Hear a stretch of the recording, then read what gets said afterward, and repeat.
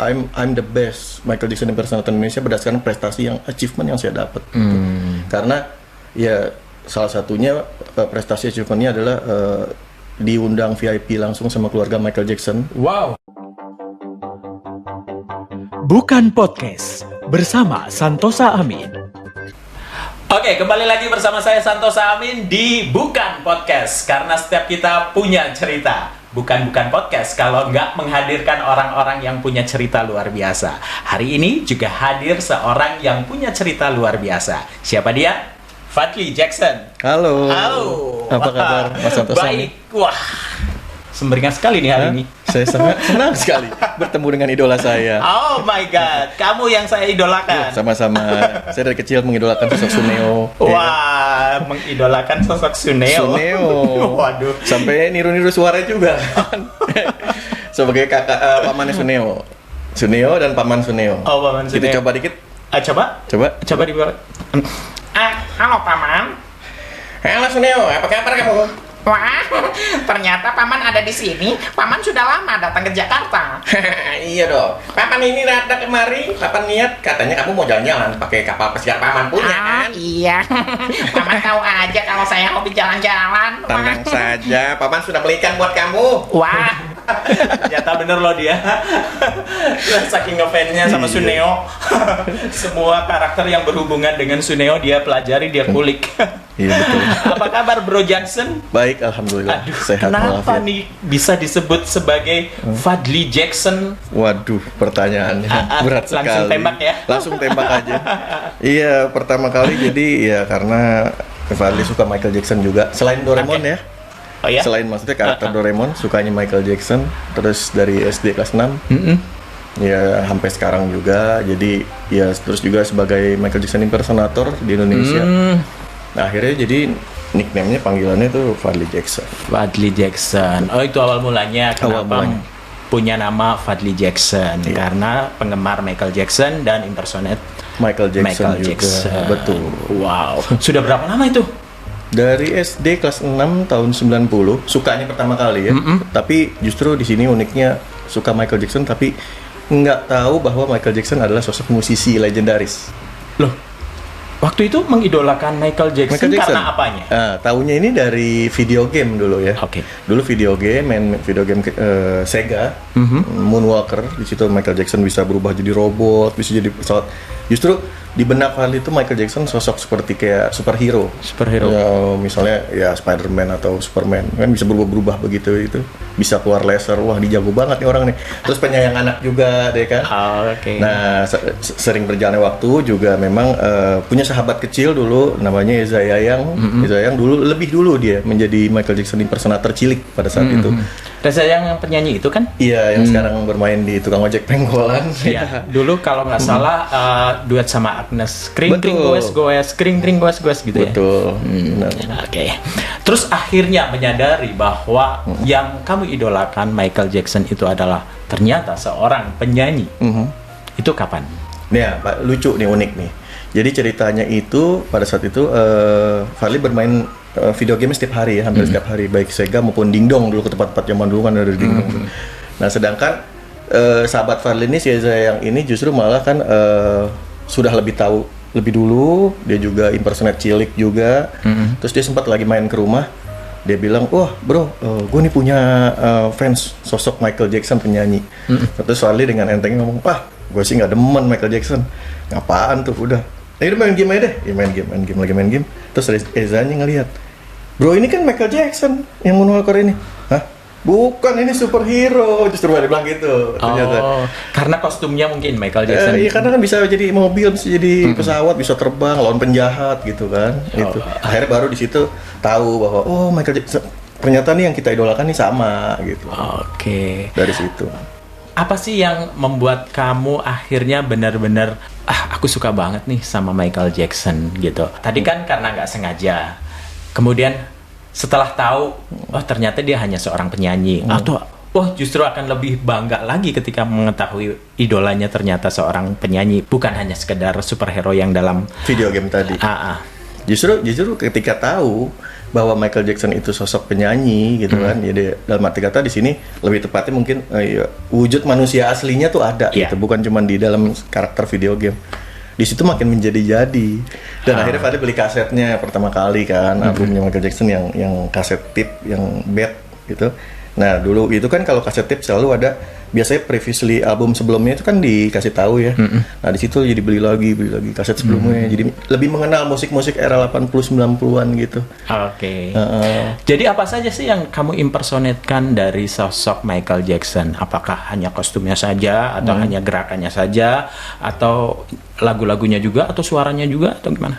Kalau yang di impersonate itu pertama ya pasti dari mulai gaya ya, stylenya dia, dari mulai kostumnya, terus juga performance-nya dia di atas panggung, terus muka di makeup juga, di makeup karakter mirip seperti Michael Jackson-nya, terus juga lebih ke pembawaannya dia ketika berada di atas panggung maupun di bawah panggung. Dalam arti kata di bawah panggung ini ketika Fadli masih menjadi sosok impersonate. Nah, ini kan berbeda nih, agak sedikit karakternya berbeda nih ya, Fadli dengan Michael Jackson gitu. Kalau Fadli kan kadang demen bercanda orangnya gitu, celepos. Nah, tapi ketika sedang menggunakan makeup seperti Michael Jackson atau lagi ada job Michael Jackson gitu, nggak bisa bawain yang sebagai Fadli real nih karakter. Jadi benar-benar jaim gitu, benar-benar yang nggak bisa ya bercanda paling seperlunya aja gitu. Jadi udah kayak kemasukan ibaratnya dimasukin gitu ya. Michael Jackson gitu ya. Selain tariannya ya, tapi sampai segitunya, bahkan penjiwaan soulnya dia juga ketika manggung juga ya, misalnya Michael Jackson membawakan lagu I'll Be There gitu ya di panggung konser. Pada saat dia live konser kan dipelajarin, oh dia bisa sampai nangis ya di panggung. Nah itu Fadli bawakan juga gitu, sampai ya ngerasain aja feel-nya pas pada saat perform. Itu yang mungkin yang membedakan Fadli dengan beberapa impersonator yang ada di Indonesia juga gitu. Terus apa saja sih yang kamu gali sehingga kamu kok bisa mirip banget nih, dari mulai kostumnya, bahkan sekarang wajahnya juga mendekati, lama-lama jadi mirip semuanya. Waduh. Gitu loh. Apa sih yang sudah kamu lakukan sehingga dapat transformasi dari seorang Fadli Jackson yang orang Indonesia kemudian menjelma menjadi ya ini nggak ada bedanya sama Michael Jackson asli gitu. Sebenarnya jawabannya yang satu kata sih, proses. Kalau menurut Fadli ya masih. Karena awal jujur dulu pertama kali mulai justru Fadli benar-benar mulai dari zero yang benar-benar nggak punya sama sekali atribut Michael Jackson ya, benar-benar dari nol. Terus makeup juga makeup seadanya ya, benar-benar. Apalagi kostum, waduh jauh banget dah yang kalau nggak pernah ngebayangin sebelumnya justru akan menjadi seperti ini gitu, walaupun butuh proses perjalanan panjang hampir 30 tahun lebih ya di situ. Jadi dulunya tuh manggung Michael Jackson ya udah cuma modal kemeja tangan panjang putih, celana bahan hitam, sepatu pantofel, ya udah selesai gitu, cuma itu aja, that's it gitu. Akhirnya mencoba memberanikan diri untuk ikut kontes tahun 97. Karena kan Fadli suka Michael Jackson itu tahun 90. Jadi proses untuk pendalaman karakternya itu 7 tahun dulu sebelum tampil depan publik. Gitu. Jadi ya udah cuman perform di kamar aja gitu, atau di kamar mandi gitu ya. Atau enggak kalau lagi ada keluarga atau teman dekat yang datang, gue bisa loh gini gaya gini. Di depan umum banget gitu nggak berani. Gitu. Okay. Hal apa sih yang bisa kamu teladani dari sosok Michael Jackson? Jenius pastinya. Jenius, kreativitas tinggi, terus juga banyak elemen seni yang dipegang pakemnya sama dia ya. Dia bisa nge-produce musik juga. Pada saat itu kan eranya Michael Jackson itu musik video klip masih sangat jarang yang ada storytellingnya. Jadi dia benar-benar ngedobrak itu. Terus juga ya dia mencakup keseluruhan kayak macamnya puisi, lukisan, itu Michael Jackson jago juga ternyata. Itu jadi hampir semua elemen seni itu ada di jiwanya Michael Jackson. Dan yang paling utama pada saat itu Fadli ngelihatnya untuk saat itu ya, di usia Fadli yang SD itu, dia penyayang anak. Itu sih poin utamanya. Dan apa yang sudah kamu dapat dengan impersonate sosok Michael Jackson? Yang sudah didapatkan? Iya. Hasilnya maksudnya? Iya, hasil baik secara mungkin kepuasan batin ataupun secara material. Hasil yang didapatkan kalau kepuasan batin, alhamdulillah iya cukup puas sampai detik ini, alhamdulillah. Banyak achievement yang Fadli dapatkan yang benar-benar Fadli itu pernah terpikirkan sebelumnya gitu ya bakal bisa seperti ini. Karena jujur kalau sebelum Fadli bilang achievement ini, Fadli mau prolog dulu sedikit ke belakang. Karena kalau di Indonesia ini kan ada sosok Michael Jackson impersonator ini berdasarkan generasi ya. Generasi pertama itu di tahun 80-an sampai menjelang 80-an pertengahan itu ada Mustafa Jackson, Mustafa Jackson, dan 90-annya itu ada Adam Jackson di generasi kedua dan baru Fadli di generasi ketiga gitu. Tapi ini juga sebenarnya penjelasan begini juga untuk meluruskan karena di luar sana gitu teman-teman juga baik dari komunitas Michael Jackson lovers Indonesia ataupun dari luar yang luar komunitas juga mungkin banyak yang masih berbeda pola pikir. Kadang-kadang mereka itu sulit untuk membedakan yang namanya generasi dan prestasi. Nah ini dua hal yang berbeda. Kenapa Fadli bilang begini? Kalau bicara generasi, Fadli sebagai impersonator Michael Jackson nggak bisa memungkiri bahwa Fadli Jackson adalah generasi ketiga gitu. Gak mungkin seorang Fadli bilang, wah Fadli adalah generasi pertama di Indonesia. Nggak mungkin, itu melawan kodrat. Iya dong. Iya kan. Tapi kalau prestasi, Fadli alhamdulillah sekarang bisa mungkin menyebutkan bahwa I'm the best Michael Jackson impersonator Indonesia berdasarkan prestasi achievement yang saya dapat. Gitu. Karena salah satunya prestasi achievementnya adalah diundang VIP langsung sama keluarga Michael Jackson. Wow. The Jackson kakak-kakak kandungnya kan dari mulai Jermaine, Marlon, Randy, Tito itu kan diundang langsung semua mereka mau ketemu gitu. Bahkan siapa sih seorang Fadli gitu yang dulu nggak punya apa-apaan Michael Jackson sama sekali, cuma sekedar fans biasa, tiba-tiba mereka yang dari manajemen Michael Jackson ini minta profil Fadli untuk dipelajari dulu sebelum mereka akhirnya memutuskan kita undang dia gitu, mau ketemu gitu. Jadi Fadli mau ketemu pasti kan, tapi mereka juga interested banget di situ gitu. Itu diundang ke kediaman mereka? Bukan kediaman. Jadi pada saat itu ada di Jakarta ada event besar Sounds Fair. Tapi Michael Jackson, The Jacksons ini jadi bintang tamu di situ, special guest star, dan mereka menyempatkan VIP untuk ketemu Fadli gitu. Dan sebelum dia naik ke atas panggung. Apa opini mereka tentang Fadli? Mereka senang aja gitu, maksudnya ada yang meneruskan legacy Michael, dalam arti kata melestarikan Michael Jackson di hampir semua negara di seluruh dunia gitu kan. Dan pada saat itu juga lucu, uniknya adalah manajemen yang pada saat itu nginvite Fadli untuk setelah proposalnya dikirim ke The Jackson terus mereka ngundang secara resmi, itu kita tidak diperbolehkan mau mengambil foto, mengabadikan gambar, bahkan memberikan kenang-kenangan sama sekali itu tidak diperbolehkan. Tapi pada kenyataannya akhirnya di Jackson aja tuh meresmikan komunitasnya Michael Jackson Lovers Indonesia gitu. Kita dikasih piagam, ditandatangani sama mereka semua, disupport gitu. Tukeran cendramata juga gitu sampai segitunya, dan akhirnya manajemen pun juga ngelihatnya, wah ini kayaknya nggak bisa di stop nih. Udah, ini emang reward yang harus dia dapat gitu dari situ. Itu salah satu achievementnya. Terus juga menjadi satu-satunya Michael Jackson impersonator di Indonesia yang dipanggil RI 1 ke istana. Pada saat itu presidennya masih Pak SBY dengan almarhum Bu Ani gitu. Wow, itu luar biasa nih. Terus dari sekian banyak tokoh, mungkin nggak hanya Michael Jackson dong yang kamu idolakan. Ada tokoh siapa lagi sih yang kamu idolakan? Kalau tokoh sebenarnya banyak yang idolakan ya, tapi yang the point, center pointnya adalah Michael Jackson. Terus di luar Michael Jackson, Doraemon pastinya.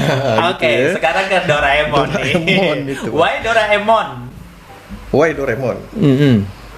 Karena tiap minggu pagi kan dari kecil nonton itu gitu, ngalamin zamannya gitu. Dan sampai sekarang masih suka Doraemon? Masih ngoleksi, malah baru bisa ngoleksi sekarang. Oh gitu. Baru bisa ngoleksi dulu nih masih nonton RCTI itu Doraemon kan kalau dulu kan kita nggak bisa nge-record tayangan TV, nggak ada YouTube, nggak ada media lain gitu kan, nggak bisa nge-googling gambar Doraemon. Fadli kan suka ngegambar nih di buku tulis Doraemon, ini Doraemon, ini Nobita. Terus kan suka warna-warnain nih mas ya. Nah, kadang kita nonton nih misalnya jam 7 nonton Doraemon, udah Doraemon habis, mau ngewarnain gambar kita nih, suka lupa. kalungnya Doraemon warnanya apa ya? Nah terus Fadli tipikal yang nggak mau nyoba-nyoba, udah ini aja lah warnanya biru aja ntar gini, nggak mau. Jadi mau nggak mau jawabannya adalah nonton lagi minggu depan dan diingetin. Pada saat nonton gitu, oh sepatunya warnanya ini, oh celananya warnanya ini, gitu sampai segitunya. Karena nyari di mana bingung gitu, nggak ada internet juga kan, gitu sampai segitunya. Menurut kamu Doraemon itu siapa sih? Doraemon. Apakah dia sisi lain dari diri kita? Apakah dia sisi solusi dari diri kita kalau kita punya masalah? Sama halnya dia memberikan solusi ketika Nobita punya masalah? Atau bisa disebut seperti itu, walaupun di luar sana kontroversinya masih banyak ya. Maksudnya kontroversi dari cerita Doraemon yang enggak unpublished juga kan banyak. Doraemon itu sosoknya seperti apa, tapi kalau dibilang Doraemon adalah bagian dari jiwa kita juga sebenarnya bisa. Jadi Doraemon itu kayak semacam film Disney waktu itu pernah ada yang menggambarkan tentang sosok kita, emosi sedihnya, happy-nya, soft problemnya. Nah itu di diri kita sendiri sebenarnya gitu. Cuma diwujudkan di dalam cerita kan memang dia robot yang dari masa depan membantu sosok Nobitanya gitu. Jadi kalau kita lagi sedih mungkin ya berjalannya waktu kita langsung keluar nih sosok Doraemon dalam diri kita nih, lu kamu jangan begini gitu kan. kayak gitu mungkin kali gitu. Dan sampai sekarang masih menggemari Doraemon. Itu kan identik dengan film anak-anak ya. Kok kamu sudah segini usianya ini bagus. Ini pertanyaan bagus. Masih tetap suka Doraemon. Kenapa gitu? Nah ini bagus juga Mas. Jadi Fadli juga kadang merasakan hal tersebut ya, terutama kalau lagi ke toko buku ya, ke salah satu toko buku besar yang ada di Indonesia ya, nyari komik Doraemon. Komik Doraemon itu kan iya untuk anak-anak gitu kan. Terus di usia kita sekarang kok kita malah milih-milihnya Doraemon. Yang lain pada beli buku mungkin ya buku lain lah ya, buku politik atau apa gitu kan. Ini Doraemon. Dan akhirnya tapi Fadli jadi tahu sendiri bahwa buku Doraemon itu aja sebenarnya terbagi-bagi tingkatannya. Usia maksudnya secara usia atau secara... Jadi pengarang itu Fujiko Fujionya membuat komik Doraemon itu berdasarkan dari tingkatan sekolahnya, Mas.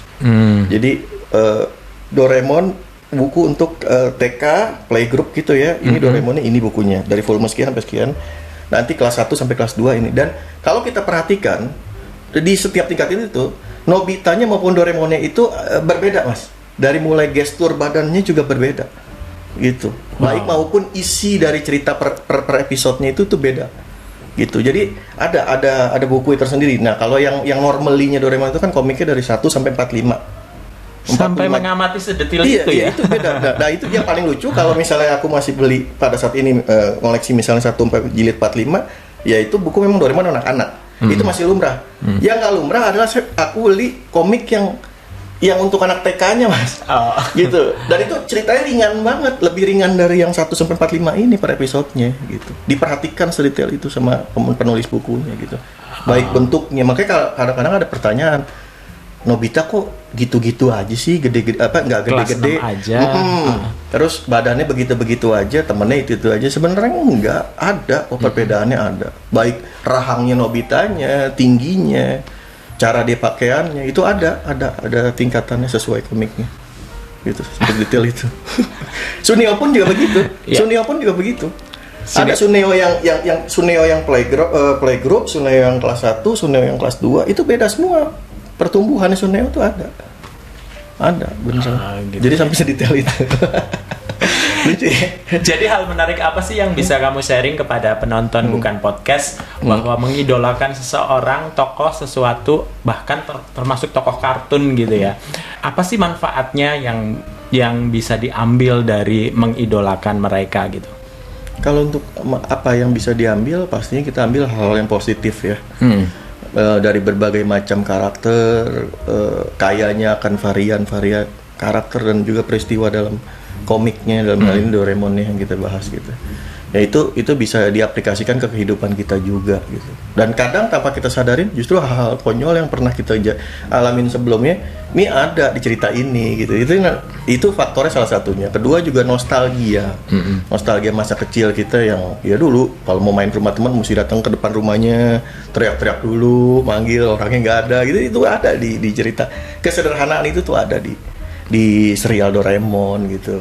Makanya itu dan bagi Fadli juga ya bermanfaat juga gitu. Jadi kitanya juga dalam hidup kita lebih berwarna di kehidupan kita sekarang ini gitu. Oke. Dibanding kita flat aja, hidupnya flat aja, komik nggak demen, film nggak demen, flat aja kan. Kalau ini kan varian hidupnya banyak gitu. Setidaknya punya kedemenan gitu ya. Ada kesukaannya gitu, iya. Gitu sih. Terima kasih untuk sharingnya hari ini, Fadli Jackson. Wah, seru Sama-sama. banget ya, karena setiap kita memang punya cerita, dan cerita dari Fadli Jackson ini memang seru banget, dan semoga bisa menjadi inspiratif buat kita semua penonton Bukan Podcast. Terima kasih juga kalian yang sudah nonton Bukan Podcast. Kita akan ketemu lagi di next episode dengan bintang tamu orang biasa yang punya cerita luar biasa juga. Dan terima kasih Fadli sudah hadir Sama-sama. di Bukan Podcast. Ada mau disampaikan kepada penonton Bukan Podcast? Oke, buat penonton Bukan Podcast, pokoknya pesan Fadli, jangan pernah batasi kreasi kalian, jangan pernah batasi kalian suka sama siapa aja, jalanin aja.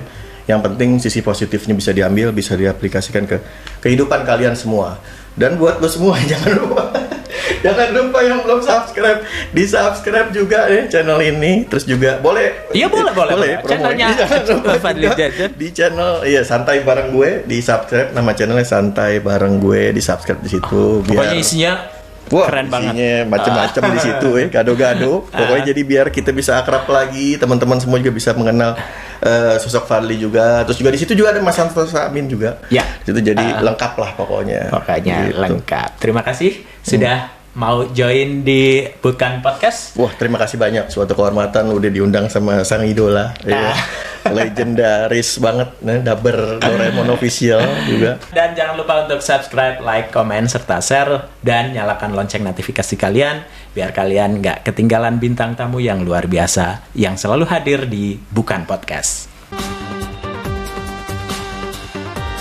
Karena semua punya cerita, hanya di Bukan Podcast.